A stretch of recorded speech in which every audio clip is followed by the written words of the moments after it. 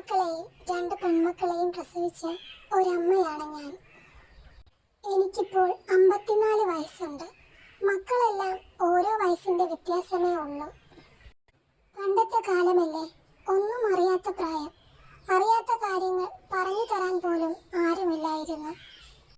കല്യാണം കഴിഞ്ഞ് 10 വർഷം പോലും തികയുന്നതിന് മുമ്പേ എൻ്റെ മക്കളുടെ അച്ഛൻ മരിച്ചുപോയി. അസുഖം വന്ന് മരിച്ചതായിരുന്നു. അന്ന് ഒന്നും അറിയാത്ത പ്രായത്തിൽ എൻ്റെ 6 കുഞ്ഞു മക്കളെയും പിടിച്ച് എന്തു ചെയ്യണമെന്നറിയാതെ പകച്ചു പോയിട്ടുണ്ട്. ഭർത്താവ് മരിച്ച് 6 മാസം കഴിഞ്ഞപ്പോൾ വീട്ടുകാർ വേറെ കല്യാണം കഴിക്കാൻ എന്നോട് പറഞ്ഞു. ഞാൻ സമ്മതിച്ചില്ല. എൻ്റെ കുഞ്ഞു മക്കളെ വിട്ട് എങ്ങനെ ഞാൻ മറ്റൊരു വിവാഹം കഴിക്കും? ഇനി മറ്റൊരു വിവാഹം കഴിച്ചാൽ അയാൾ എൻ്റെ മക്കൾക്ക് സ്വന്തം അച്ഛനാകുമോ? സ്വന്തം അച്ഛനെ പോലെ എൻ്റെ മക്കളെ സ്നേഹിക്കാനും ലാളിക്കാനും അയാൾക്ക് കഴിയുമോ? എൻ്റെ മക്കളെ എൻ്റെ മുന്നിലിട്ട് അയാൾ തല്ലുമോ? ഇങ്ങനെയുള്ള എൻ്റെ ചിന്തകൾ എന്നെ മറ്റൊരു വിവാഹത്തിൽ നിന്നും പിന്തിരിപ്പിച്ചു. വീട്ടുകാരോട് ഇനി മറ്റൊരു കല്യാണം വേണ്ടെന്ന് പറഞ്ഞു. എൻ്റെ മക്കളെ ഞാൻ നോക്കിക്കോളാം എന്നും പറഞ്ഞു. അതിനുവേണ്ടി പലയിടത്തും ഒരു ജോലിക്ക് വേണ്ടി അലഞ്ഞു തിരിഞ്ഞു നടന്നു. കിട്ടിയില്ല. അവസാനം ഞാൻ എൻ്റെ മക്കളെ നോക്കാൻ വേണ്ടി ഗൾഫിലേക്ക് പോകാൻ തീരുമാനിച്ചു. നല്ല വിസ വന്നാൽ പോകുമെന്ന് ഞാൻ ഉറപ്പിച്ചു. ഒടുവിൽ ആ ദിവസം വന്നെത്തി. എൻ്റെ മക്കൾക്ക് വേണ്ടി ഞാൻ ഗൾഫിലേക്ക് പോകുന്ന ദിവസം. ഹൃദയം പൊട്ടുന്ന വേദനയായിരുന്നു എനിക്ക് എൻ്റെ മക്കളെ പിരിയുന്നതോർത്ത്. എങ്കിലും അവർക്ക് വേണ്ടിയാണല്ലോ, അവരെ നല്ല രീതിയിൽ വളർത്താൻ വേണ്ടിയാണല്ലോ എന്നൊക്കെ ഓർത്ത് ആശ്വസിച്ചു. എൻ്റെ മക്കളെ ഞാൻ എൻ്റെ അച്ഛൻ്റെയും അമ്മയുടെയും കയ്യിൽ ഏൽപ്പിച്ചു. ഗൾഫിലേക്ക് പോയി. വീട്ടുജോലിയായിരുന്നു. സുഖമില്ലാതിരിക്കുന്ന ഒരു ഉമ്മയെ നോക്കുന്ന പണി. അവരുടെ കാര്യങ്ങൾ മാത്രം നോക്കിയാൽ മതിയായിരുന്നു. വീട്ടുജോലിക്ക് വേറെ ആൾക്കാരുണ്ടായിരുന്നു. വലിയ ബുദ്ധിമുട്ടൊന്നും ഇല്ലാത്ത പണിയായതുകൊണ്ട് ഞാൻ അവിടെ പിടിച്ചു നിൽക്കാൻ തീരുമാനിച്ചു. ഇടയ്ക്ക് 3 വർഷം കൂടുമ്പോൾ നാട്ടിൽ വരും. അന്ന് മക്കൾക്ക് കത്തയക്കാനല്ലേ പറ്റുള്ളൂ. അങ്ങനെ എൻ്റെ നല്ല പ്രായം ഞാൻ എൻ്റെ മക്കൾക്ക് വേണ്ടി അവിടെ ജീവിച്ചു തീർത്തു. മക്കളെ പഠിപ്പിച്ച് ഒരു നിലയിലെത്തിച്ചു. 2 പെൺമക്കളെയും കല്യാണം കഴിപ്പിച്ചു വിട്ടു. നാട്ടിൽ ഒരു നല്ല വീട് വെച്ചു. നാട്ടിൽ വരുമ്പോൾ കയറിക്കിടക്കാൻ ഒരു നല്ല വീട് വേണ്ടേ? മക്കൾക്ക് എന്നോട് നല്ല സ്നേഹമായിരുന്നു. ആ സ്നേഹമാണ് എന്നെ ഇവിടെ വരെ എത്തിച്ചത്. മക്കൾ വളർന്നതും അവരുടെ കല്യാണം കഴിഞ്ഞതും എല്ലാം പെട്ടെന്നായിരുന്നു. ഓർക്കുമ്പോൾ എല്ലാം ഇന്നലെ കഴിഞ്ഞ പോലെ തോന്നുന്നു. ഒരിക്കൽ ഞാൻ എല്ലാം നിർത്തി നാട്ടിൽ വന്നു.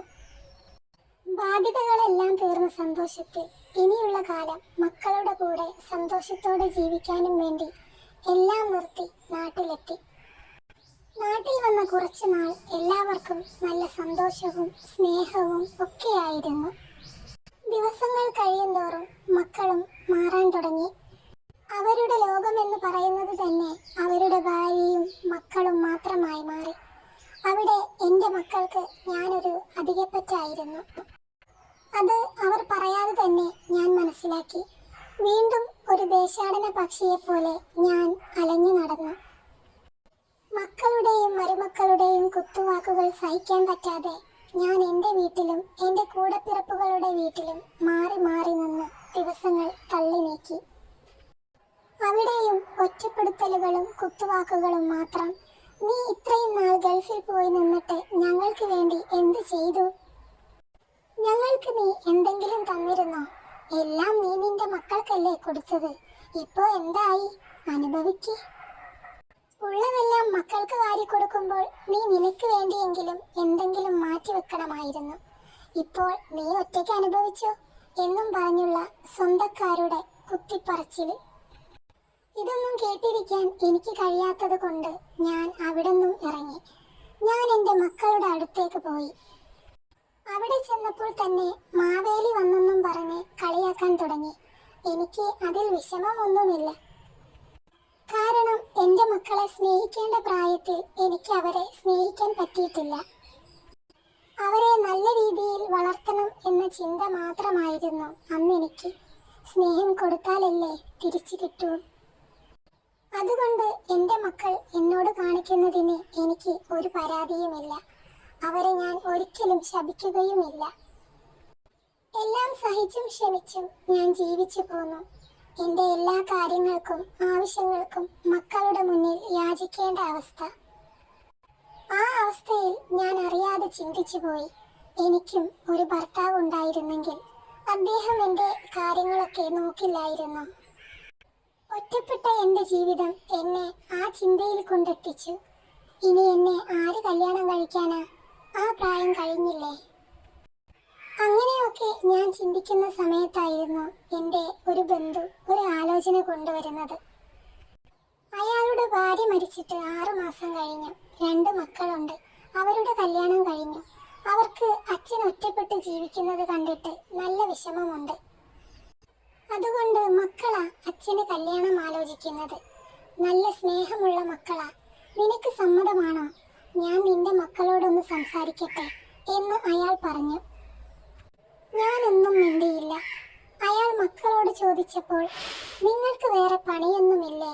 വയസ്സാം കാലത്ത് അമ്മ ഇനി മറ്റൊരു കല്യാണം കഴിക്കുന്നത് ഞങ്ങൾക്ക് നാണക്കേടാണ് എന്നായിരുന്നു അവരുടെ മറുപടി. അയാൾ എൻ്റെ മക്കൾ പറഞ്ഞത് എന്നോട് വന്ന് പറഞ്ഞു, ഇനിയെങ്കിലും മക്കൾക്ക് വേണ്ടി ജീവിച്ച് ആയുസ് കളയാതെ നീ നിന്നെ കുറിച്ച് ഒന്ന് ആലോചിക്ക്, എന്നിട്ട് ഒരു തീരുമാനമെടുക്ക്. ഒരിക്കലും ഞാൻ നിന്നെ നിർബന്ധിക്കില്ല. അന്ന് നീ മക്കൾക്ക് വേണ്ടി മറ്റൊരു വിവാഹം വേണ്ടെന്ന് വെച്ചു. ഇന്ന് നീ നിന്നെ കുറിച്ച് മാത്രം ചിന്തിച്ചാൽ മതി. നിനക്കും വേണ്ടേ ഒരു കൂട്ട്? അതും പറഞ്ഞ് അയാൾ പോയി. ഞാൻ ഒരുപാട് ആലോചിച്ചു. ഞാൻ ഇത്രയും നാളും മക്കൾക്ക് വേണ്ടി ജീവിച്ചിട്ട് എനിക്ക് എന്താ കിട്ടിയത്? അവർ എന്നെ ഒന്ന് സ്നേഹിച്ചിരുന്നെങ്കിൽ, ഒന്ന് പരിഗണിച്ചിരുന്നെങ്കിൽ ഞാൻ ഇങ്ങനെ ചിന്തിക്കില്ലായിരുന്നു. ഞാൻ അവർക്ക് വേണ്ടതെല്ലാം ചെയ്തു കൊടുത്തില്ലേ? എല്ലാവരെയും ഒരു കരക്കെത്തിച്ചില്ലേ? ഇനി അവർക്ക് വേണ്ടതെല്ലാം അവർ ഒറ്റയ്ക്ക് ചെയ്തോളും. അവർക്ക് ഇനി എൻ്റെ ആവശ്യമില്ലല്ലോ. അന്ന് ആദ്യമായി ഞാൻ എന്നെക്കുറിച്ച് ചിന്തിച്ചു. അയാളെ വിവാഹം കഴിക്കാൻ തീരുമാനിച്ചു. എൻ്റെ തീരുമാനം മക്കളോട് ഞാൻ നേരിട്ട് പറഞ്ഞു. അവർക്കത് മനസ്സിലായില്ല. എനിക്ക് വേറെ സുഖേടാണെന്നും പറഞ്ഞ് പരിഹസിച്ചു.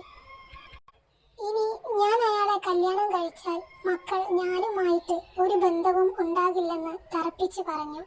അല്ലെങ്കിലും അവർ ഇപ്പോ ഞാനുമായിട്ട് എന്ത് ബന്ധമാണുള്ളത്?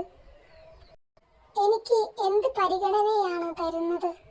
ഞാനൊന്നും മിണ്ടാതെ അവിടുന്ന് പോയി. എന്നിട്ട് അയാളെ വിളിച്ച് എനിക്ക് സമ്മതമാണെന്ന് പറഞ്ഞു. ആരെയും അറിയിക്കാതെ കല്യാണം പെട്ടെന്ന് കഴിഞ്ഞു. ആ മക്കൾ എന്നെ സ്വന്തം അമ്മയെ പോലെ സ്നേഹിക്കാൻ തുടങ്ങി. ഞാനും എൻ്റെ സ്വന്തം മക്കളെ പോലെ അവരെ സ്നേഹിച്ചു. എൻ്റെ മക്കളിൽ നിന്നും കിട്ടാത്ത സ്നേഹവും പരിഗണനയും എനിക്ക് അവിടുന്ന് കിട്ടാൻ തുടങ്ങി. മക്കളെപ്പോലെ തന്നെ നല്ല സ്നേഹമുള്ള മനുഷ്യനായിരുന്നു അവരുടെ അച്ഛനും.